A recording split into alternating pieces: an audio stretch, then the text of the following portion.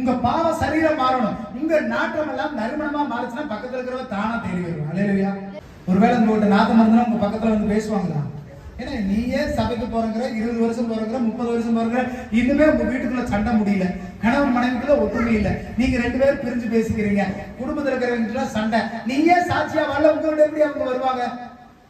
முதல்ல உங்க வாழ்க்கையை நறுமணமாக்கிக் கொள்ள உங்களுடைய கல்லறையை இன்னைக்கு திறந்தே தீரணும். உங்க கல்லை தள்ளி போட்டே தீரணும். இன்னும் பிடிவாதமா புடிச்சுக்கிட்டே இருக்காதீங்க. மரண கட்டுகள், செத்து போனவனை சுத்தின கட்ட பிரிக்க முடியுமா?